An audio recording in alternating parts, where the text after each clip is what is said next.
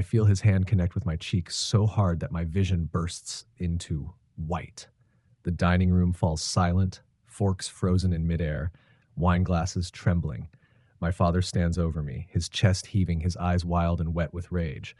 "You're a fucking burden. You've always been worthless. I should have thrown you out years ago." He spits, his voice echoing against the expensive hardwood floors of our Boston family mansion. That slap isn't just skin deep, it slices right through my spine, through the last pieces of me that still thought he might someday love me. I'm Mason Carter, 32. By day, I'm a tech consultant no one takes seriously. By night, I'm a shadow investor, holding shares in luxury real estate and tech startups across the East Coast. A secret I've buried deep behind my bland khakis and forced smiles. Why did he do this now?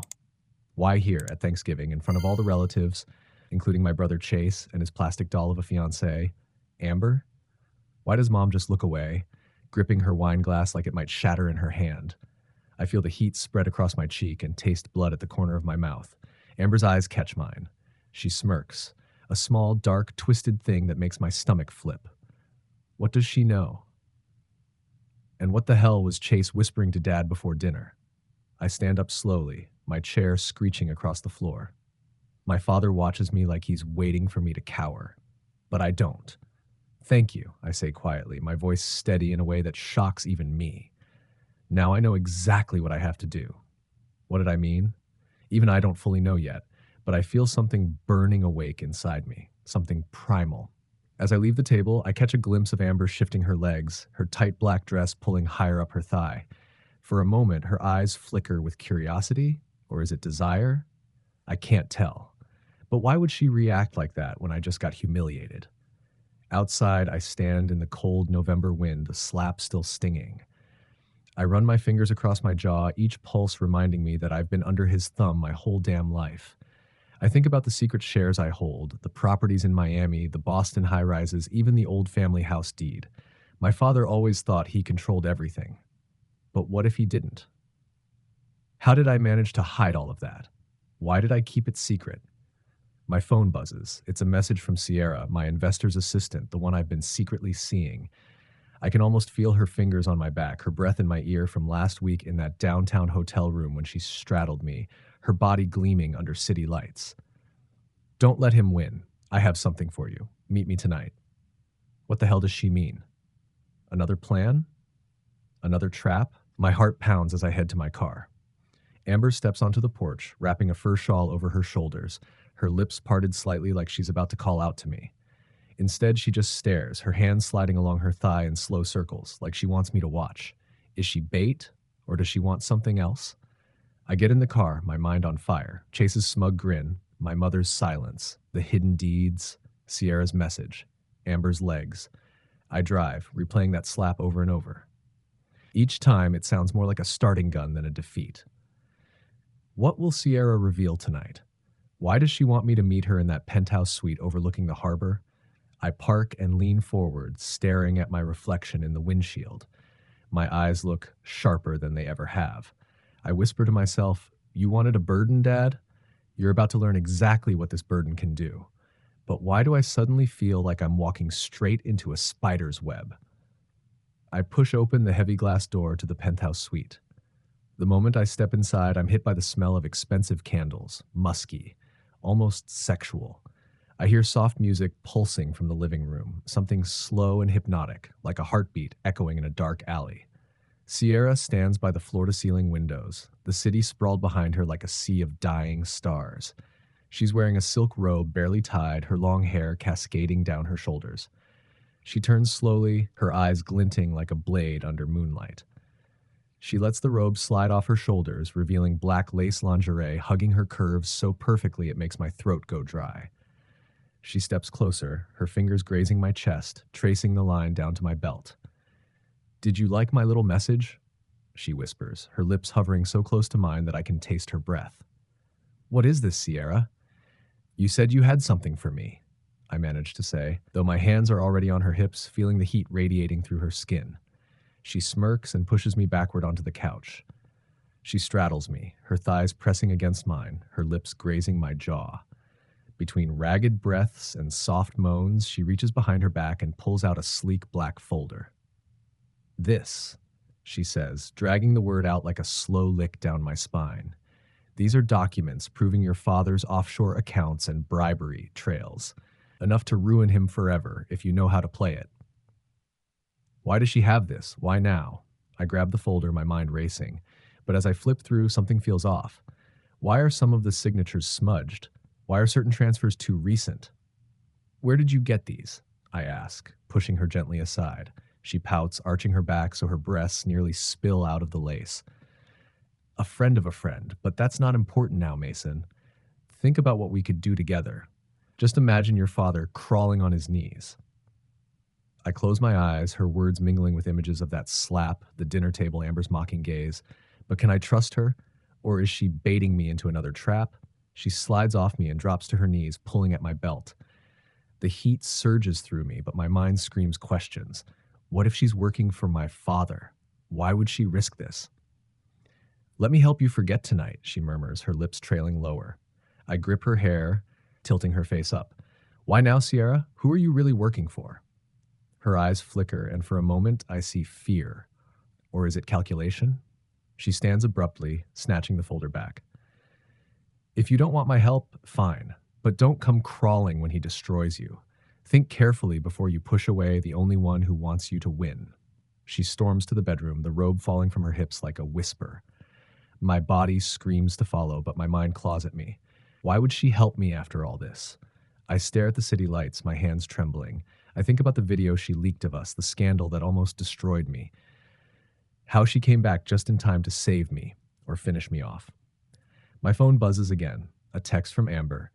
Meet me tonight. I know your father's next move. What the hell is going on? Is Amber really on my side, or is this another setup? I slam my fist into the window, my knuckles screaming. What if both women are playing me? What if I'm already trapped in a game I didn't even know I was playing? I pace the suite, torn between burning desire and raw paranoia. Sierra emerges again, her body a weapon wrapped in silk. Last chance, Mason, she says, her voice soft and poisoned at the same time. Stay, and we destroy him together, or walk out and die alone. Why does she sound so sure? Who told her my father's next move? I swallow hard, my pulse pounding in my throat. As I grab my jacket and bolt out the door, I hear her laughter echo behind me. Dark, sultry, and triumphant. What is she hiding in that bedroom? Why was she so desperate for me to stay? I jump into my car, the folder clutched to my chest. Tonight, everything is spiraling. I have no idea who to trust. And for the first time since that slap, I wonder if I'm the hunter or just another pawn. I speed through the city, my mind a hurricane of images. Sierra's half-naked body glowing in the moonlight, Amber's cryptic text, my father's face twisted in rage. I pull up outside Amber's apartment in Back Bay. The building is sleek, all glass and steel, the kind of place you live when you want the whole world to watch you succeed or fail. As I walk down the hallway, I see her door slightly ajar. My gut clenches. What trap am I about to walk into now? I push it open, and there she is, Amber, wearing nothing but a sheer black robe. Her hair damp like she just stepped out of the shower. She tilts her head, her lips curling into a slow, dangerous smile. Took you long enough, she purrs, stepping forward. The robe slips open slightly, revealing the soft curve of her hip, the tight muscles of her stomach. She presses her body against mine, her fingers running up my chest to my jaw.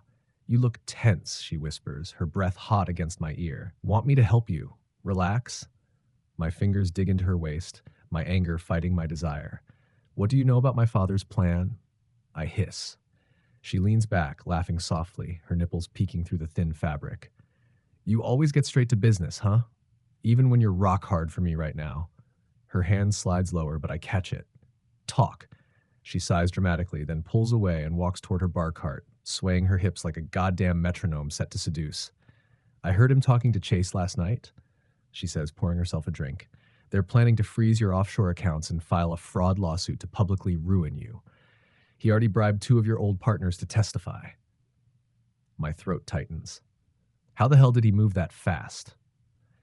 Amber turns, takes a sip, and watches me over the rim of her glass.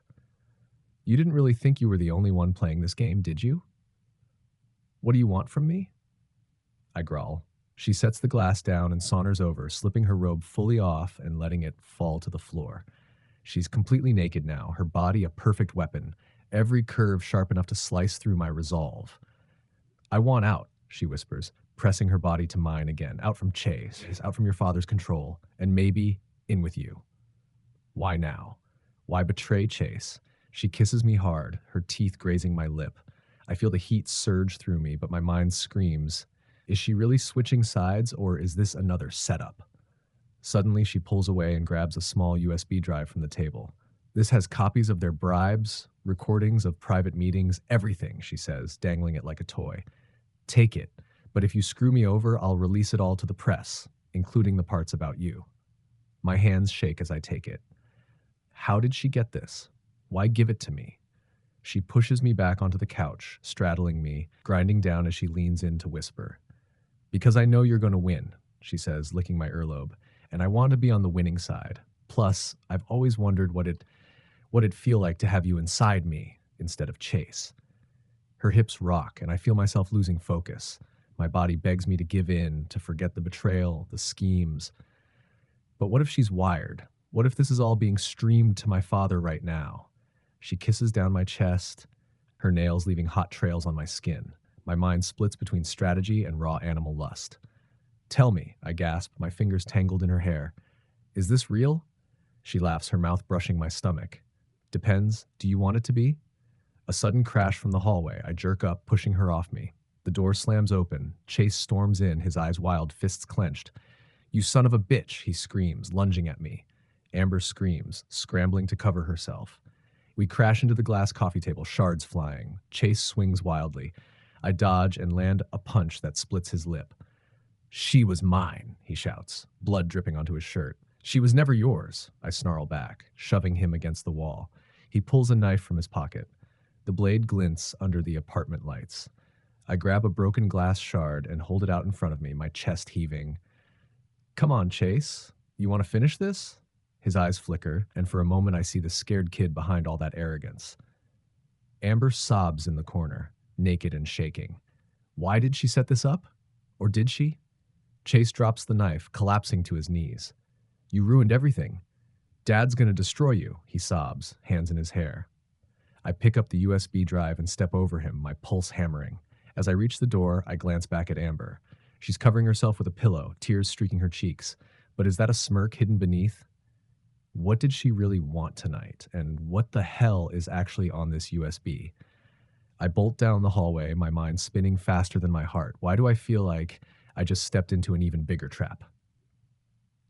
I sprint down the hallway, my breath ragged, the USB drive burning in my palm like a brand. My shirt is torn, my forearm bleeding from a glass shard, but I don't feel any of it. All I hear is Chase's last words echoing in my head. Dad's gonna destroy you. I burst out onto the street, the cold Boston air slamming into my skin, snapping me back to some semblance of focus. I jump into my car and tear off into the night. Where the hell do I go now? Amber's betrayal, or whatever twisted performance that was, shattered the last piece of trust I had left. I pull over near the harbor, killing the engine. The city glitters on the water, mocking me with its calm. I stare at the USB, my hand trembling. What's really on here? What if it's another trap? Another layer of my father's sick chess game? I shove it into my laptop. The files load slowly, each click like a gun cocking in the dark. Bribe logs, offshore accounts, secret meetings between my father and crooked city officials. And then video files. I open one. It's grainy, but I can make out Amber and Sierra together in a luxury hotel suite, both naked, both laughing. They mention my name, my plans, and then Amber smirks into the camera. He really thinks he can take down his own father? Cute. My heart plummets into my gut. They've been playing me together this whole time. Every moan, every whispered promise, all of it was performance art for my destruction. I slammed the laptop shut, roaring into the empty car. How could I be this stupid? How many nights did I spend tangled with Sierra, thinking she was my secret weapon when she was just another knife aimed at my back? I curl forward, my forehead pressing into the steering wheel. What if I give up now? Let them win. No. A sudden image of my father's sneer slices through my rage. I see him sitting at the head of that Thanksgiving table, Chase at his side, Amber on Chase's lap, all of them laughing at me. No. I sit up, gripping the steering wheel until my knuckles turn bone white. I'm not done. I pull out my phone and dial a number I've only used once. Jonathan Black, my old law school friend turned corporate fix-it man. The guy who helps billionaires hide bodies, sometimes literally, sometimes figuratively. Mason, his voice is low, cautious. I need you, I say, my voice a graveled snarl. I have files that can nuke my father's entire empire. But I need protection, and I need leverage. There's silence, then a low chuckle. Always thought you were the quiet one at Harvard. Guess I was wrong. I'll pay whatever it takes. We don't work for money alone, he says. We work for outcomes. You want him destroyed? You'll have to bleed for it. I already am, I growl. Jonathan gives me an address. I drive like a madman through Boston's midnight streets until I reach a nondescript brownstone. He waits at the door, dressed in a black turtleneck and slacks, no sign of fear in his sharp eyes. Inside, he scans the USB. His lips curl into a devilish grin. These are golden, but we need to orchestrate the reveal carefully. One move too early and your father will bury you alive. He hands me a whiskey. I throw it back in one gulp, the burn reminding me I'm still alive. What about Amber and Sierra? I ask, my voice cracking. Jonathan smirks. They think they're the queens of this game. Let's show them they're just pawns. We plot through the night, diagrams and photos sprawled across his oak table. I feel Sierra's phantom touch on my skin, Amber's breath on my neck, all now nothing but gasoline for the inferno inside me. Around 3 a.m., Jonathan leans back, folding his arms. You'll need bait. Something so big, so juicy, they can't resist taking the final bite. I think for a moment, then my eyes light up. The old family house. My father doesn't know I already own it through shell corporations. We'll announce a fake bankruptcy auction, force him to scramble.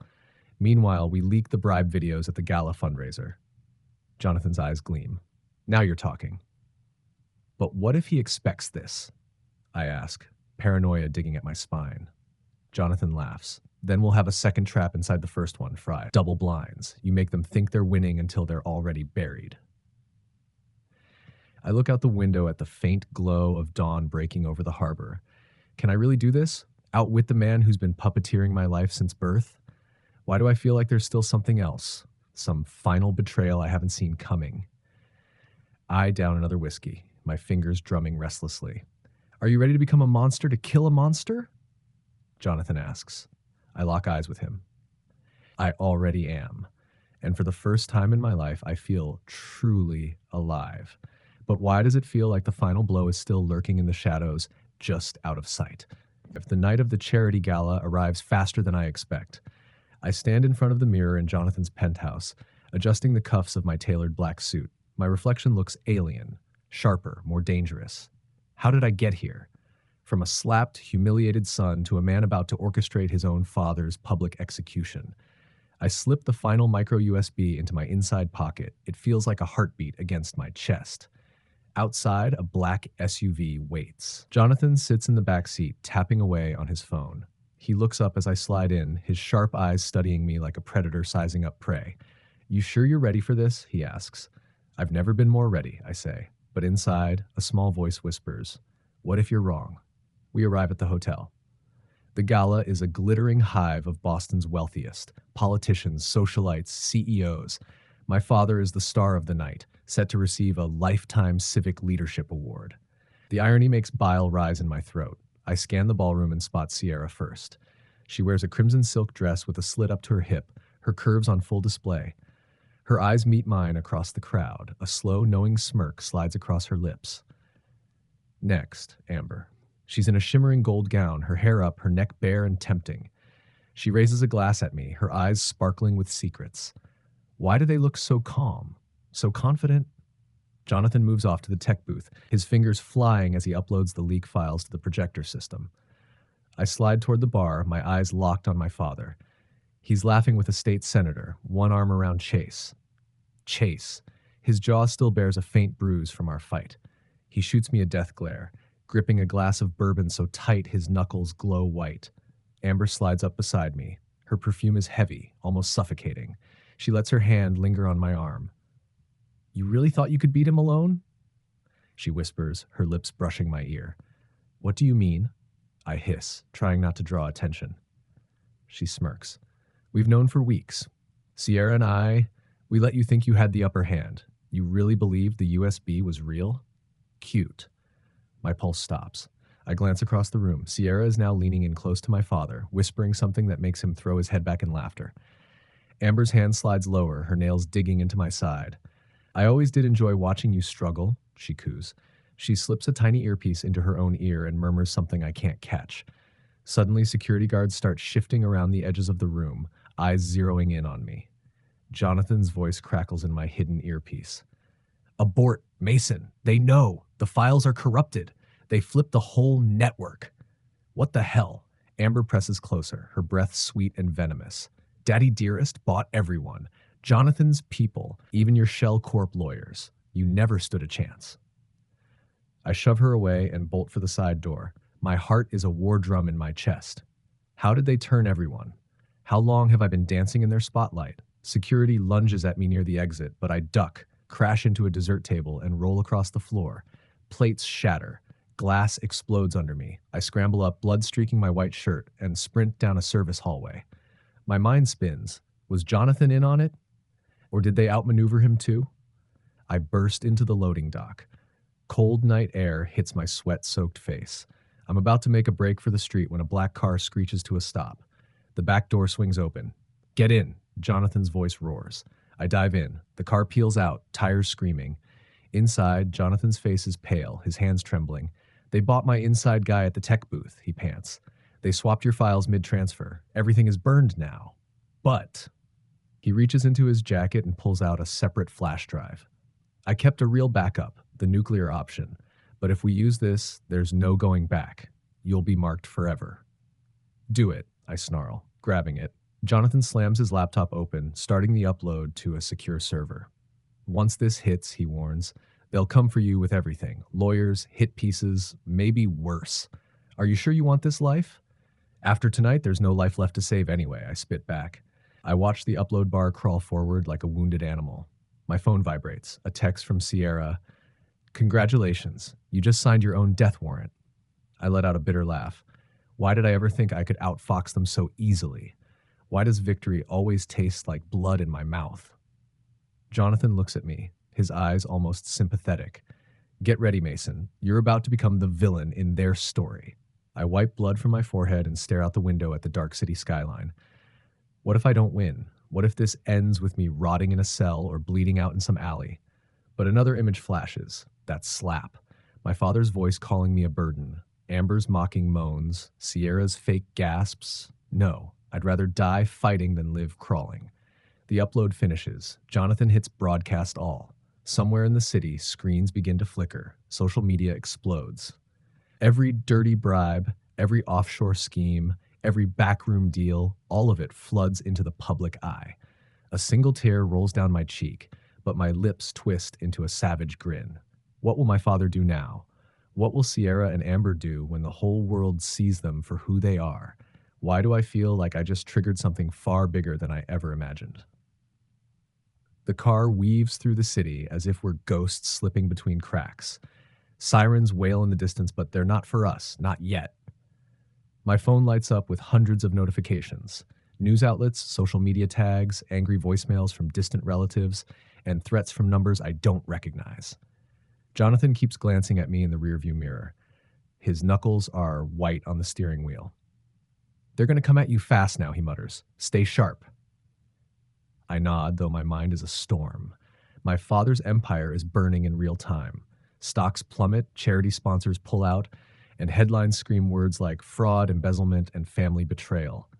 I almost laugh. But beneath that hysteria, another question claws at me. Why did it feel too easy at the end? We reach an underground parking garage. Jonathan kills the lights and pulls into a hidden corner. This is the safe house, he says, tossing me a burner phone and a black duffel bag. Cash, fake IDs, clean clothes. You might have to disappear after tonight. I unzip the bag. Under the money, there's a small Glock. I stare at it, fingers hovering. You might need it, he says flatly. A ping cuts through the tense silence. Jonathan's laptop lights up with a security feed. It shows my father in his office, thrashing around, smashing objects, his face red and twisted beyond recognition. Chase is there too. slumped in a corner, sobbing into his hands. Amber is in the room, her gold dress ripped at the strap, screaming at my father, pointing at the screen. Sierra stands at the window, her arms crossed, watching Boston's skyline with a blank, calculating expression. "They're falling apart," Jonathan murmurs, but his voice is tight. My breath catches when Sierra suddenly turns to the camera, as if she's staring right into my soul. Slowly, she raises her phone, types something, and within seconds, my burner buzzes. "You really think you've won? Meet me at the old boathouse, alone, or I release everything about you." What the hell is she talking about? What does she still have? Jonathan grabs my arm. "Don't. It's a trap. She's done." I shove him back, my pulse thundering. I have to finish this. I sprint to the elevator, my heart pounding out a war rhythm in my ears. Each floor I descend feels like a slow death march. I race across the wharf, the cold air slicing my skin. The old boathouse looms ahead, dark and silent against the water's moonlit shimmer. I push open the creaky door. The smell of salt and rotting wood fills my nose. Sierra stands inside, lit only by a single swinging bulb, her red dress now dirt-streaked and clinging to her curves like a second skin. She smiles, a slow, wolfish grin. "Nice of you to come, Mason." "What the fuck do you want?" I bark, gripping the gun inside my coat pocket. She saunters forward, hips swaying, every step deliberate. "I have backups, the real backups. All the deals you made, the offshore money you hid, your investors, your fail-safes." I freeze. She steps close enough that I can smell the sweat and perfume on her skin. She presses her chest into mine, her nails scraping my neck. "Did you really think I wasn't watching you from the beginning?" She purrs, her lips grazing my ear. "I was always 2 moves ahead. You were just entertaining." I shove her back, my hand trembling around the Glock. "Delete them, now," I snarl. She laughs, throws her head back, exposing her throat. "Or what, you'll shoot me? You think you can silence me like some cheap hit?" She rips open her dress, revealing her bare chest, her nipples hard in the cold air, her skin shimmering with sweat. "Go ahead," she hisses. "End it. But even if you do, the data goes live, scheduled release." My vision blurs. All the betrayals Amber, Chase, my father, swirl into a cyclone of rage and regret. "Why?" I whisper, voice raw. She steps forward again, her hand curling around mine, guiding the barrel to her sternum. "Because you were never meant to win," she whispers, her breath hot on my lips. "But if you want to feel victory, take me one last time before it all ends. Destroy me like you wanted to destroy him." My body reacts despite my mind screaming. My free hand grabs her hair, yanking her head back. She moans, her nails digging into my shoulder, her legs wrapping around mine. Is this love, hate, or just two monsters tearing each other apart? We crash against the boat crates, lips bruising, clothes tearing. Every thrust feels like a countdown, each moan echoing in the empty boathouse like a death rattle. Finally, I collapse on top of her, sweat and blood mixing between us. She laughs softly, her fingers trailing down my spine. "Congratulations, you finally took what you wanted." I push up, breath ragged, eyes wild. "Where's the data?" I roar. She only smirks, then slowly closes her eyes. Her body slackens beneath me. I check her pulse. Gone. A tiny vial rolls out from her hand, empty. Poison. I stagger backward, choking on air. Did she kill herself to trap me one last time? A beep cuts through the silence. My phone. Data release complete. My knees hit the floor. Outside, I hear sirens wailing toward the wharf. What did she release? How much will it destroy? As red and blue lights flood the boathouse, I realize this was never about winning. It was always about who could lose the slowest. The floodlights outside the boathouse cut through the darkness like knives. I stagger to my feet, my body trembling, my skin sticky with sweat and blood. I hear footsteps, heavy, urgent, boots splashing in the shallow water around the dock. Police officers burst in, guns raised, eyes scanning the scene. I raise my hands, the Glock clattering to the floor, echoing like a gunshot through my skull. "Freeze! On your knees! Now!" one of them shouts. I drop, my knees hitting the cold, wet wood. My mind reels. Sierra's lifeless body sprawled beside me, her lips still twisted in that final smirk. The empty vial glinting under the swinging bulb. What exactly did she release? What secrets did she hold until her last breath? A rough hand shoves my face into the floor. Cold steel cuffs bite into my wrists. My cheek presses against a puddle of seawater and blood. I don't fight. What's the point? They drag me out of the boathouse. News cameras flash like lightning beyond the barricades. Reporters scream my name, their voices shrill and manic. May, Mason, did you kill her? Is it true you embezzled millions from your own father? Are you the mastermind behind the Carter family collapse? I keep my eyes down, every flash a white-hot stab into my brain. They shove me into a police cruiser. The door slams shut, cutting out the chaos for a fleeting moment of silence. My phone buzzes in my pocket. Somehow they missed it. I shift awkwardly and glance at the screen. A single text from Jonathan. They got me too. I'm gone. Good luck. Gone. Alone. The car starts moving, the city blurring past the window like a dying pulse. I remember the Thanksgiving table, the sting of that slap, my father's disgust curling in his mouth. I remember Amber's smirk as she ground against me, Sierra's venomous kisses in that penthouse suite, Chase's terrified eyes as he dropped the knife. How did it all spiral so far beyond me? We arrive at the station. Cameras swarm. They haul me inside, process me like an animal. Fingerprints, mugshots, blood tests. They throw me into a holding cell. The door slams shut behind me with a sound that feels like a coffin lid nailing down. I collapse on the bench, head in my hands. Why didn't I see it coming? Why did I think I could beat them at their own game? A flicker of movement outside the cell. My father. His hair disheveled, tie loose, eyes bloodshot. He stands there just staring at me through the bars. His lips part, and for the first time, his voice trembles. Why, Mason? Why did you do it? I look up, my eyes hollow. Because you called me a burden, I whisper. His face contorts, torn between rage and something like regret, or maybe just shock at seeing his golden image finally shattered. I built this family, he rasps. Everything I did was to protect us. Protect? I laugh bitterly, my voice echoing around the concrete walls. You protected your ego. You protected your throne. You never protected me. He takes a step back as if my words struck him harder than any slap. Outside, I hear the roar of reporters as new headlines hit the airwaves. Carter empire crumbles. Family secrets unveiled by son. He looks at me one last time, then turns and disappears down the hall. I lean back, staring up at the flickering fluorescent lights. What now? Will I rot in prison? Will I become the symbol of a fallen dynasty? A cautionary tale for bored housewives and power-hungry CEOs? Or is this the true start of my freedom?